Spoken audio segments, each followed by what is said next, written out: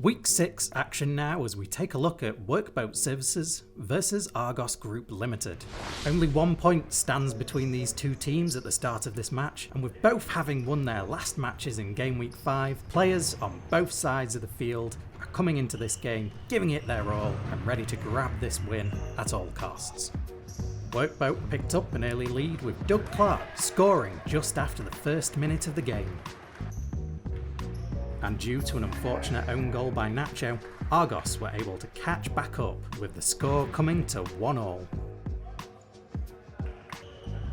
From receiving a perfectly passed ball by Nacho, Doug Clark was able to net his second goal of the match, bringing Workboat back into the lead and the score to 2-1.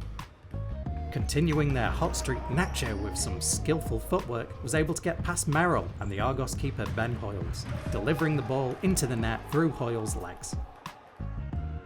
Being in the right place at the right time paid off for Argos' Marcelo, belting the ball into Workboat's net, bringing the score to 3-2.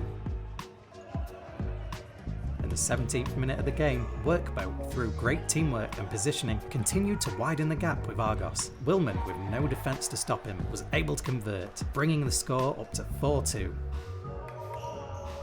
And Doug Clark was able to dribble the ball past Argos' defence and earn himself a hat-trick, bringing the score up to 5-2.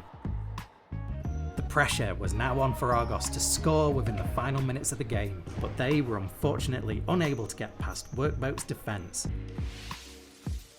Final score 5-2. Now on to the second match of game week 6, CFL Hunters versus GK Services. CFL Hunters come into this game with their heads held high in second place on the leaderboard with the league trophy in their sights, whereas GK will be looking for a win after coming away with a 4-3 loss against Argos Group Limited in their previous match. CFL came out strong this game with Chris Mack scoring a brace within the first 5 minutes of the game, putting CFL into a 2-0 lead. GK fought back, swiftly beginning to close the gap with Danny Boyer Ross converting and bringing the score up to 2-1. GK were put through their paces as CFL continued to pile the pressure on in the early game. This all paid off as Dante worked his way past their defences, scoring CFL's third goal. Kingsley continued GK's race to catch up to CFL as he converted the penalty into GK's second goal. Dante put the pressure on keeper Megan, who was unable to stop his penalty, putting CFL further into the lead.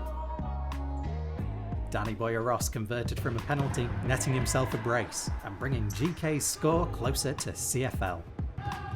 Kingsley worked his way up the pitch past CFL's defences, bringing the score up to 4-all 4 and his total goals this season to 9, coming out this season's top goal scorer. As the game was drawing to a close, the pressure was on for both teams to score that winning goal. This came from CFL's Andrew McKay, closing the game on 5-4.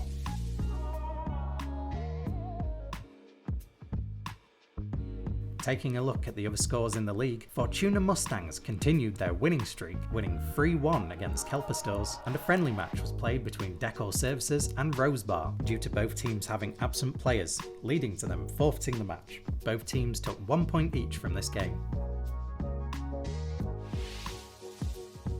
Over to the league table now for the final time this season, and with little to no movement in game week 6, positions have stayed the same, with the exception of Kelper Stores moving up into 3rd, whilst Argos dropped down into 4th. Workboat Services and CFL Hunters both gained 3 points each this week, bringing them both up to 14 points each. This means that it was a tight race to victory, but in the end, there can only be one winner of 2023's Stanley Services Indoor Football League. And the winner is Workboat Services. Congratulations and well done to all who took part in the last 6 weeks.